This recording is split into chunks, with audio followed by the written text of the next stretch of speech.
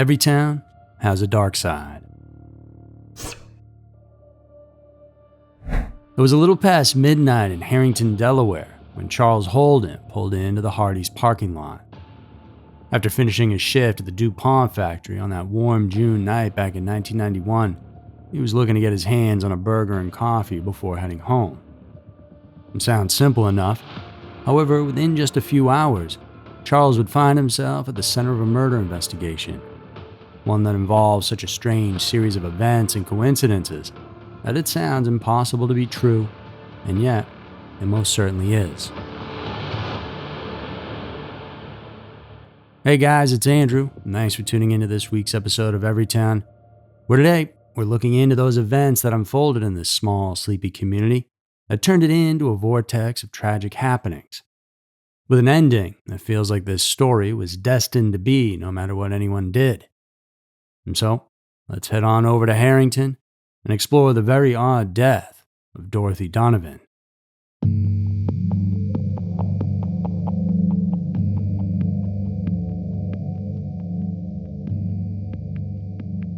The DuPont Company factory in Delaware had its own rhythm after dark.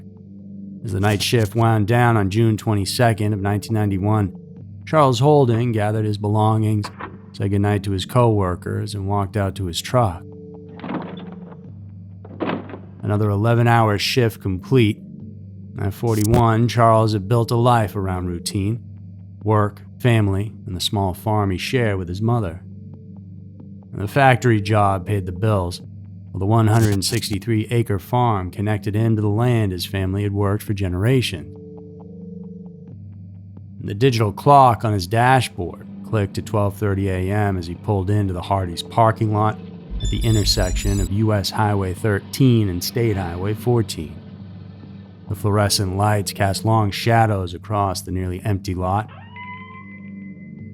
Inside, the night crew was preparing to close, and Charles ordered as usual, a hamburger and coffee.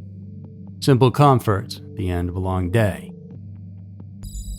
The restaurant sat at a crossroads that connected Harrington to the wider world, and truckers, travelers, and locals all passed through here. On any given night, you might find farmers finishing late harvests, factory workers ending their shifts, or travelers seeking refuge from the darkness of rural Delaware's highways. And tonight, it would become the starting point of a long and drawn-out nightmare. And Charles walked across the parking lot towards his truck, food in hand. That's when the shadow appeared at his window. A man had approached his driver's side door. African-American, slim build, wearing distinctive large plastic-framed glasses and brown dress pants. He had a story to tell as well, that his sister had just had a baby at Milford Memorial, and he desperately needed a ride there. In many small towns across America, such requests weren't uncommon, and people helped their neighbors, strangers included. But this simple act of kindness was about to spiral into something far darker than a trip to the hospital. And Charles was unsure at first to get involved since it was pretty late, and sensing him wavering, the man pressed his case, claiming he was in a big-time bind and could really use the help. And Charles explained to him that he lives nearby, so he couldn't take him too far. And again, the stranger insisted.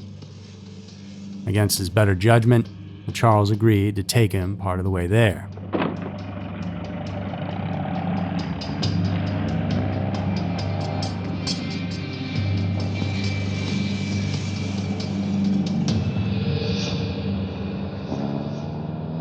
The men drove off together, and about 3 miles down Highway 14 is when everything changed. At the intersection by Killen Pond Road, Charles pulled over because this was his turnoff, just a half-mile from his home. But in reality, he stopped there because despite the story and the pleas, he still felt something was off and didn't want to show the stranger exactly where he lived. Nothing in particular was said or done, it was just a feeling in his gut. He regretted ever agreeing to this and just wanted out of the situation.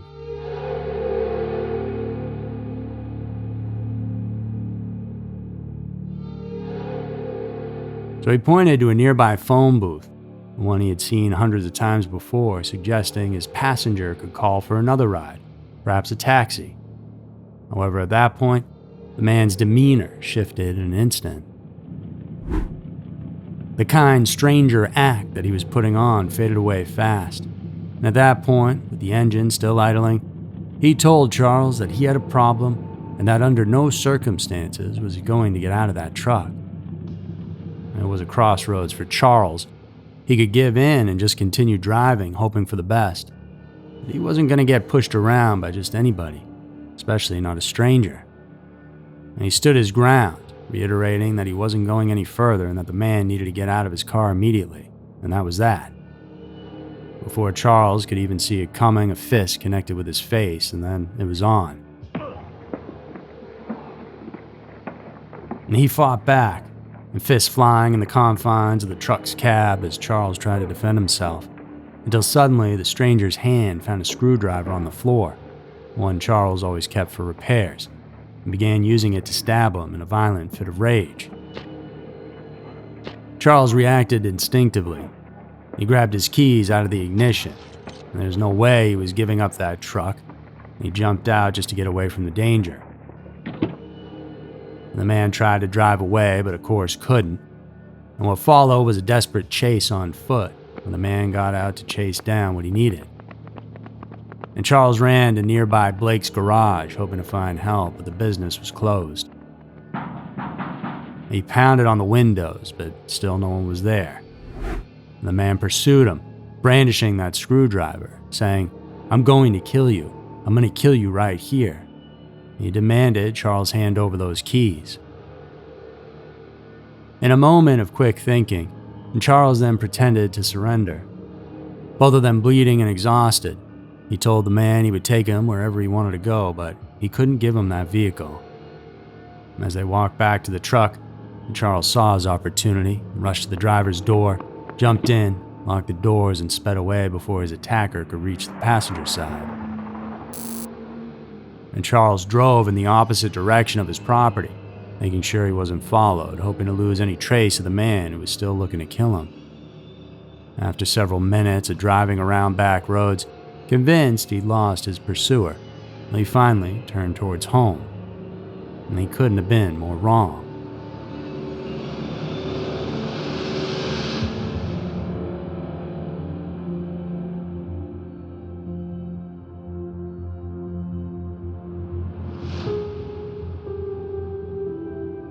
It sounds like a scene in a movie, but when Charles finally turned up his driveway at 1:19 a.m., the sight before him froze him in place. And there, illuminated by his headlight, stood the man who attacked him. And the stranger was methodically moving around Charles's trailer, peering through each window, seemingly searching for a way inside. And that's a real moment Charles knew he needed backup, real help. So he backed his truck out and headed to the nearest payphone, which was back at the Hardys, where he then called the police. Is anybody out there at your house? My mother is next door to my trailer, and she lives alone.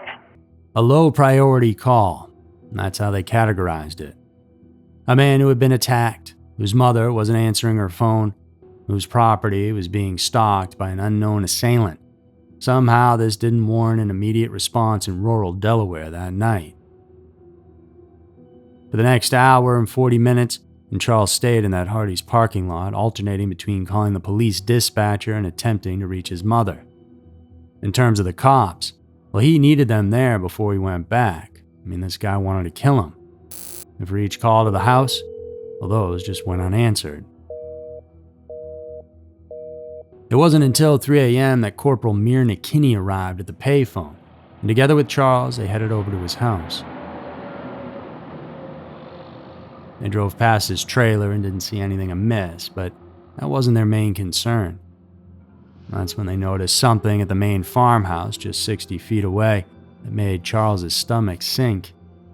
It was a broken window right next to the back door. Inside the farmhouse, Charles called out to his mom, who usually waited up for him to come home from work. But just like the phone calls, there was silence. Up the stairs he went, in one of the bedrooms, and there she was. 70-year-old Dorothy Donavan was lying on the floor dead, having been violently stabbed in the chest and face more than 24 times. It was a very bloody and brutal crime scene. Blood everywhere, blood splatters throughout the bedroom. The revelation that the victim was Charles's mother turned the investigation on its head. Detectives found his story almost impossible to believe. I mean, what is more plausible? That a random guy that Charles picked up and got in an altercation with, then randomly found Charles's home and killed his mother before fleeing? Or that Charles had committed the act and then created this false story as a cover-up to his crime? And the brutality of the wounds indicated that this was more than just an accidental victim. It was an act of rage with clear intention. This is a person that close relationship with the person, could possibly be intimate with that person. There was a broken window, but there were no signs indicating a robbery. Her purse sat untouched, cash still inside. Drawers remained closed, and cabinets untouched too. No signs of ransacking, no evidence of someone searching for valuables.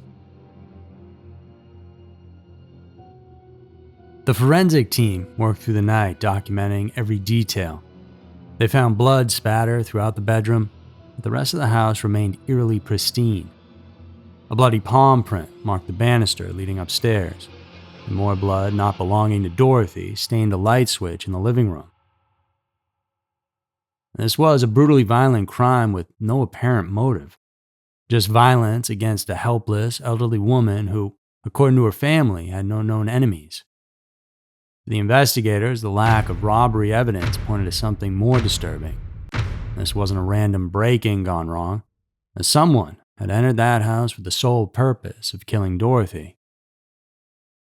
And Charles told them the story about the strange man who had asked him for a ride, but they weren't buying it. That's what you're trying to get us to believe, and I'm saying it's just not logical. The case against Charles was seeming to build.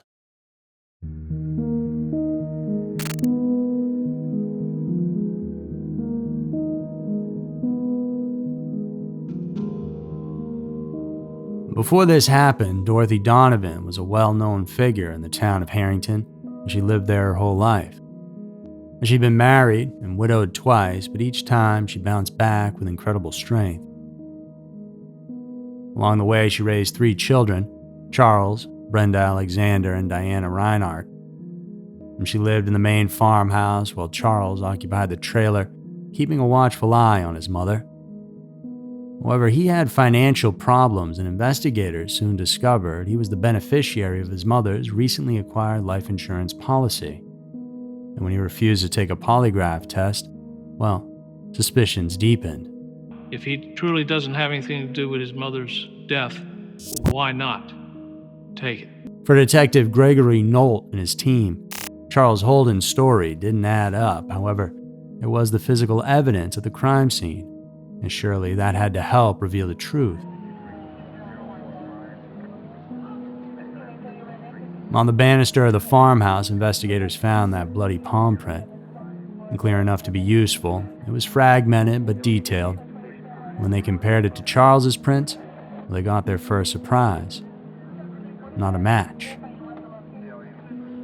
The second piece of evidence came from a light switch in the living room.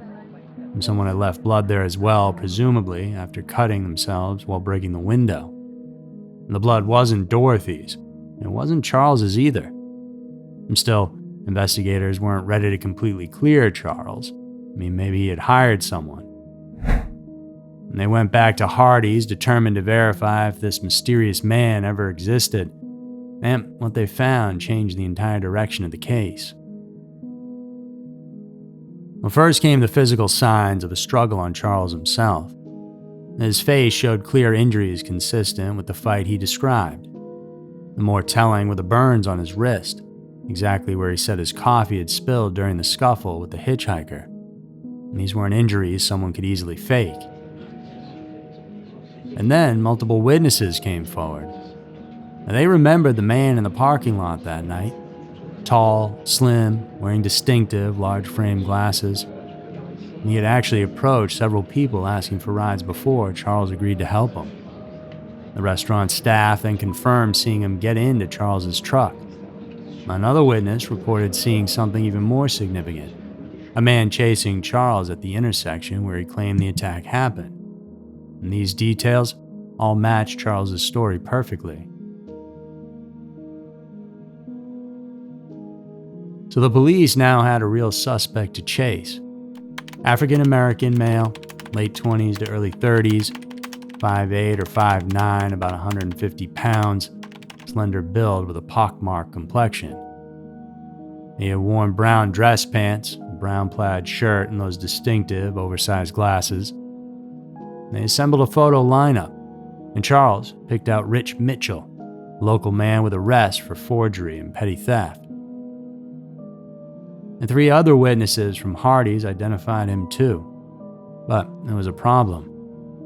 Mitchell had a full beard, and the hitchhiker had been clean-shaven. When they tested Mitchell's prints against the bloody palm print, there was no match. For 14 years then, this case remained unsolved, the killer's bloody palm print and DNA sitting in evidence storage.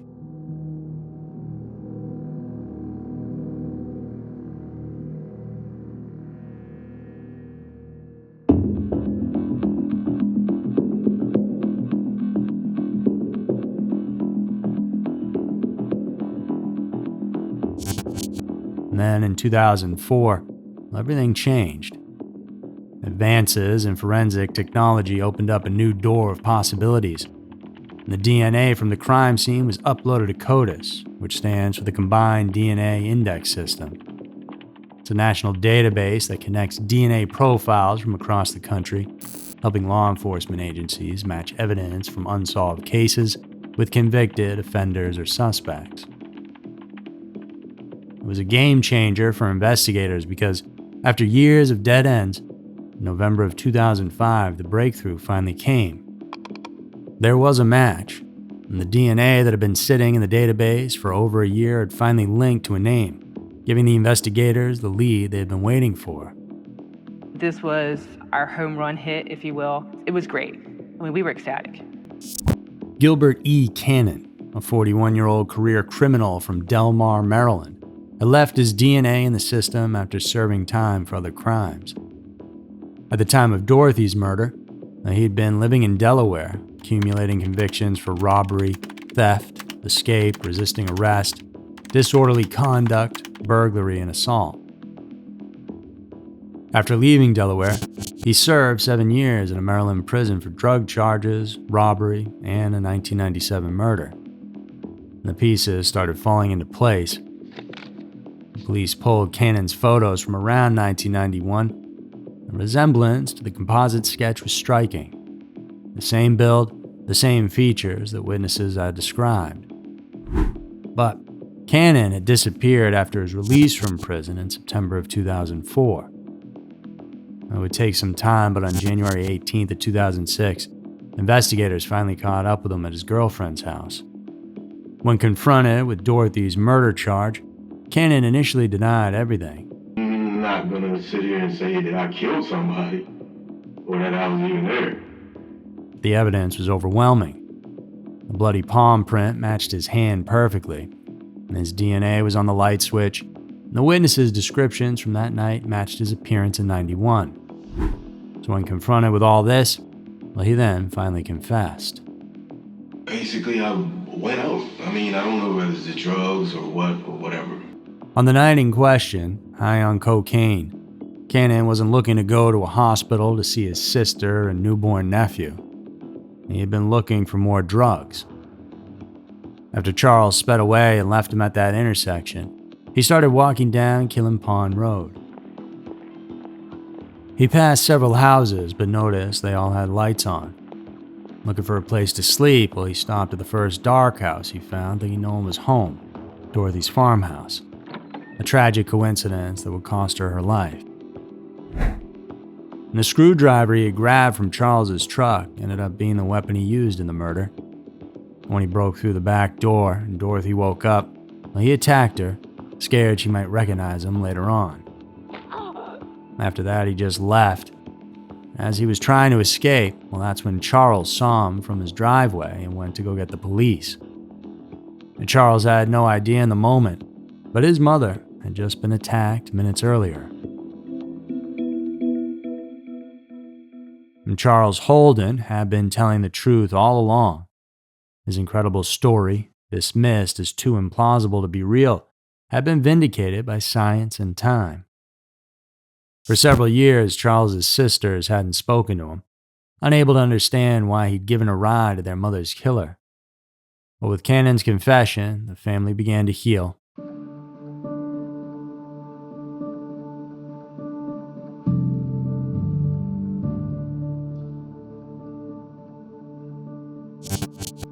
In 2007, Gilbert Cannon pled guilty to first-degree murder, was then sentenced to life in prison without the possibility of parole. He always maintained that it was just a sad coincidence. He didn't know that the woman he killed was the mother of the same man he had tried to hurt earlier for not giving him a ride in his truck. We were just ecstatic. I thank God that God was there for us. In the end, Gilbert Cannon's capture proved what Charles had been saying all along. And sometimes the most unbelievable story turns out to be true. Sometimes coincidences align in the worst possible way, and sometimes it takes 14 years and a steady march of science to prove it. So that's it for this week's episode of Everytown. Hope you all enjoyed it. Check out some more of our videos by clicking right here, and for exclusive episodes that are dark and you can't find anywhere else, check us out on Patreon for a free trial with a library of over 200 additional episodes. And remember to come back next week for another story filled with scary, strange, and mysterious tales, because you never know. Maybe your town will be next.